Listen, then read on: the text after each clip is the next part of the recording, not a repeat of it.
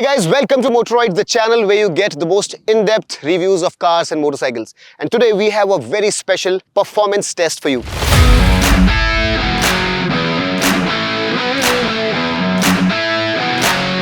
The Volkswagen Taigun 1.5 GT TSI DSG, the car that was to be challenged in the segment, which had no competitor when it came to outright performance, has finally been challenged by the Kia Seltos. And today we are going to find out whether the Kia Seltos, with its more power and more torque, can beat the Volkswagen Taigun in pure performance terms. Now, mind you, this is a performance-only test, and we know that the Kia Seltos has more features, a more luxurious interior. It also comes with ADAS, but we are not going to talk about all of that. We are not talking about value or features here. In the end of the video, you'll have a clear understanding of which of these two cars is the better to drive and performs better. Let's get started. Let's get done with the specs first. The Taigun produces 148 HP of power between 5000 and 6000 RPM, while the Seltos produces about 10 HP more at 158 HP produced at 5500 RPM.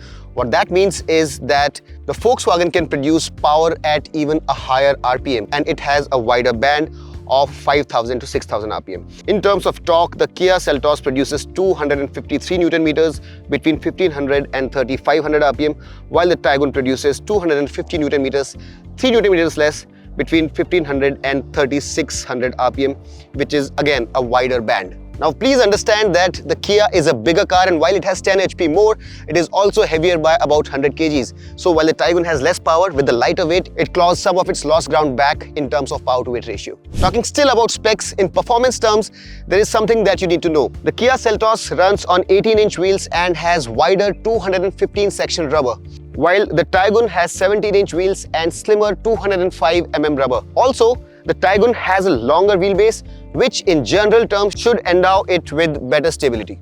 Finally, both the engines are mated with a 7-speed dual-clutch transmission system.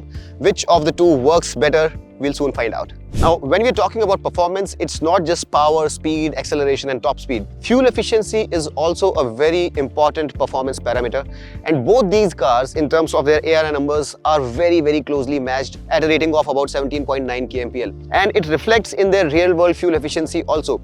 Now, the Volkswagen here has an advantage in terms of the cylinder deactivation technology, but talking real-world, both the cars within the city offer a fuel efficiency of around 12 kmpl and on the highway of about 16 kmpl, and there is very little to choose between the two. The fuel efficiency is more or less the same on both the cars. Alright, so we are done with the specs here. Let's get behind the wheels of these babies here and find out which of the two is swifter.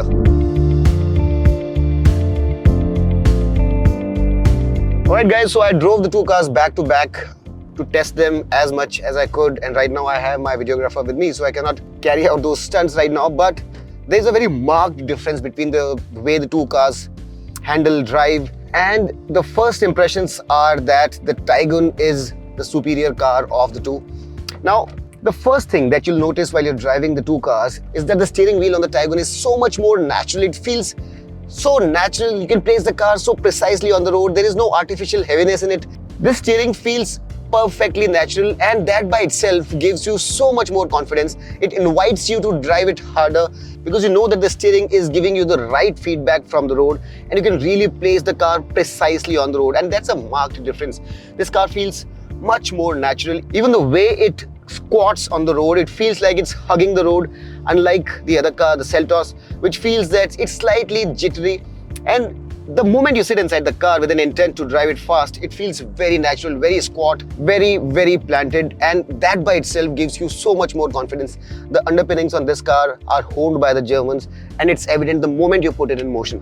Now, the other thing that you'll notice instantly is that the engine on this car is not as refined as the Seltos. The Seltos is more muted. You can hardly figure it out whether the engine is on or off when it's idling or even at slow speeds. So the refinement levels, even insulation levels on the Seltos are better, but the moment you give it the beans, this car revs all the way to 6,500 RPM, and that's about 500 more than the Seltos, and it feels revier, it feels more intent.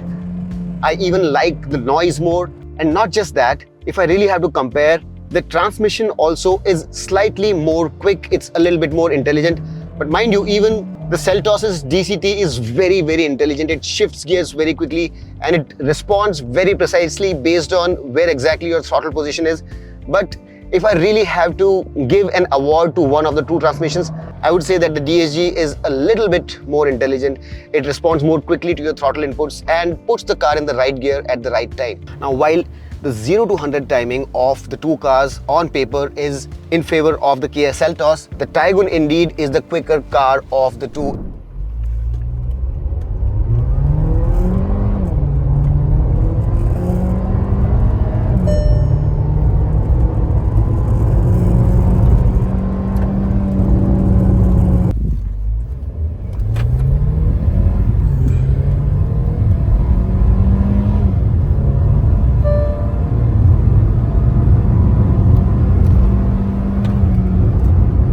In the sprint to 0 to 100, while the Taigun did it in 9.2 seconds, the Kia Seltos in real-world conditions managed to do it only in 9.4 seconds.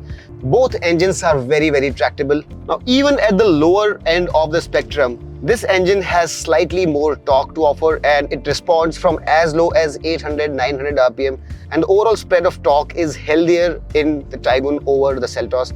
So across the rev range, the Taigun feels a wee bit stronger. All in all, the only thing that goes in favor of the Kia Seltos is that it's more refined and it's very close in terms of acceleration, the quality of the dual clutch transmission, its speed. But overall, if you are an enthusiast, right from the word get-go, you'd realize that the Taigun is a more sorted car. It's a more enthusiast-oriented car, and for someone who's seasoned enough, would immediately be able to figure it out that the Taigun is the pick of the two.